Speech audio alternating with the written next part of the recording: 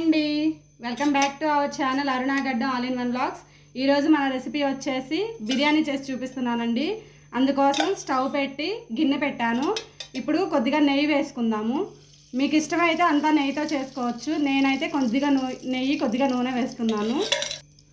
కొద్దిగా నూనె కూడా యాడ్ చేస్తున్నాను. నెయ్యి హీట్ ఎక్కింది కదా, ఇప్పుడు ఇందులోకి హోల్ గరం మసాలా బిర్యానీ మసాలాలు ఉన్నాయి కదా, అవన్నీ వేసుకుందాము. చెక్క, లవంగాలు, జాపత్రి, జాజికాయ ఇవన్నీ ఉన్నాయి కదా, అవన్నీ వేసి ఫ్రై చేసుకుందాము. ఇవి కొంచెం ఫ్రై అయ్యాయి కదా, నేను ముందే టమాటా, ఉల్లిపాయ, పచ్చిమిర్చి కట్ చేసి పెట్టాను. ఇప్పుడు ఇవి వేసుకుందాము.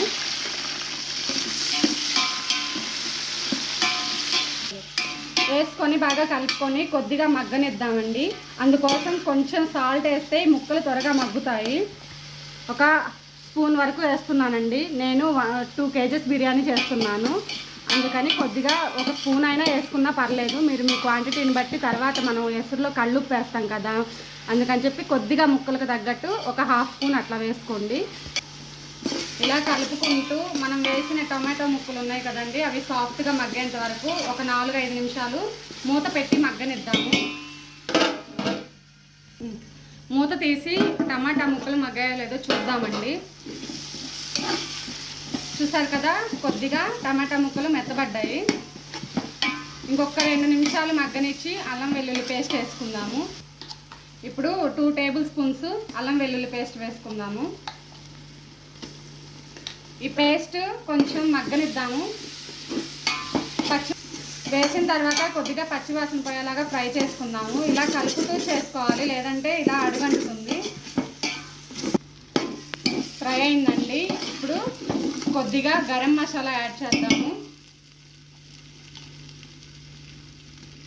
కొద్దిగా గరం మసాలా, కొంచెం పెరుగు, 1 టేబుల్ స్పూన్ వేస్తున్నానండి, సరిపోతుంది. వేసుకొని బాగా మిక్స్ చేసుకుందాము. పెరుగు గడ్డలు లేకుండా కలుపుకోవాలండి. బాగుంది, కలిసిపోయింది కదండి. ఇప్పుడు ఒక 1/2 స్పూన్ కారం వేస్తున్నానండి, కలర్ కోసం.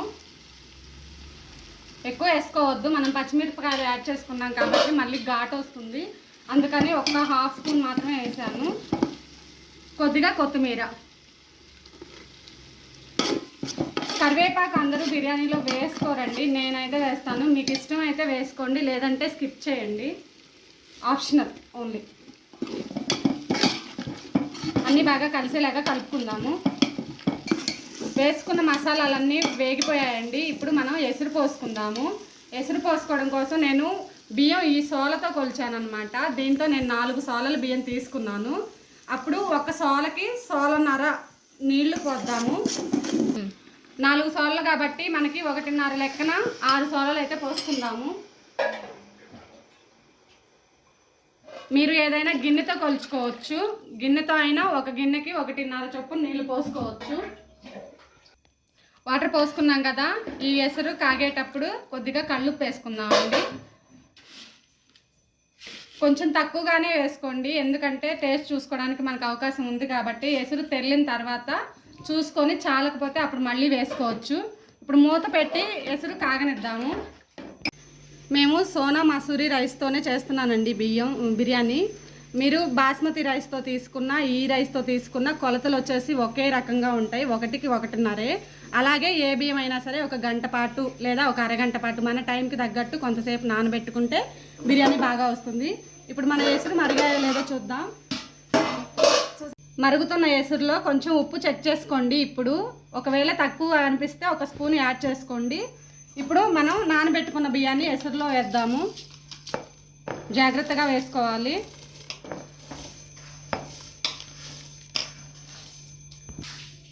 వేసుకున్నాం కదా బియ్యం, ఇప్పుడు ఒకసారి బాగా కలబెట్టుకుందాము. ఇలా వేసుకున్న బియ్యాన్ని బాగా ఉడకనివ్వాలండి. మూత పెట్టేసి కాసేపు ఉడకనిద్దాము. రైస్ ఉడకటం స్టార్ట్ అయిందండి. 2 సార్లు ఇలా కలబెట్టుకొని మూత పెట్టుకొని ఉడికించుకుందాము.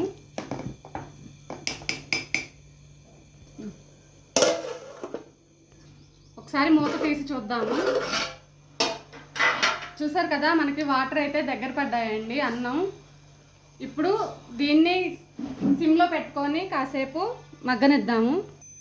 ఇప్పుడు ఫైనల్గా కొద్దిగా నెయ్యి, పైనుంచి కొద్దిగా నెయ్యి వేసుకుందాము. అలాగే కొద్దిగా కొత్తిమీర ఇలా పైన చల్లుకొని మూత పెట్టి కంప్లీట్గా ఎగిరే వరకు మూత పెట్టి ఎగరనిద్దాము. మనం 2 కేజీల బియ్యం తీసుకున్నాం కదండి, అలానే పొయ్యి మీద ఉంచితే ఒక చోట మంట తగిలి మాడే అవకాశం ఉంది. కాబట్టి ఒకసారి దించుకొని ఇలా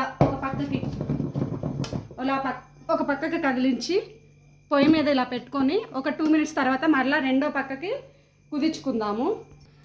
2 మినిట్స్ తర్వాత రెండో వైపు కూడా మరలా ఒకసారి కదిలించి పొయ్యి మీద పెట్టేద్దాము. ఇలా ఎందుకంటే మనం నీరు దగ్గర పడ్డ తర్వాత గంట పెట్టుకొని కలబెడితే రైస్ అనేది ఉడికిన తర్వాత రైస్ అనేది ముక్కలైపోతుంది. అందుకని చెప్పి గిన్నెని ఇలా కదిలించుకొని పెట్టుకుంటే రైస్ ఈవెన్గా మగ్గుతుంది. చూసారు కదండి, దీన్ని ఇలాగే ఒక 10 నిమిషాలు స్టవ్ మీదే ఆఫ్ చేసిన తర్వాత అయినా సరే ఒక 10 నిమిషాలు ఉంచేద్దాం. అప్పుడు ఎక్స్ట్రా ఏదన్నా చెమ్ము ఉంటే అది లాగేస్తుంది అనమాట. చూసారు కదా, రైస్ బిర్యానీ చాలా బాగా వచ్చింది. దీన్ని కదిలించకుండా ఒక 10 నిమిషాలు అలాగే ఉంచి తర్వాత చూద్దాము. అయిపోయిందండి, మన వేడి వేడి బిర్యానీ రెడీ అయిపోయింది.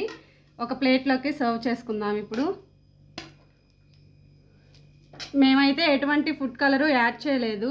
మీకు ఇష్టమైతే ఏదన్నా ఫుడ్ కలర్ యాడ్ చేసుకోవచ్చు. ఈ బిర్యానీని చికెన్తో కానీ మటన్తో కానీ సర్వ్ చేసుకొని తింటే చాలా టేస్టీగా ఉంటుందండి. మేమైతే చికెన్ కర్రీ చేసాము. మీరు కూడా ట్రై చేసి మీకు ఎలా వచ్చిందో కామెంట్ చేయండి, లైక్ చేయండి, షేర్ చేయండి, సబ్స్క్రైబ్ చేయండి. Thank you for watching.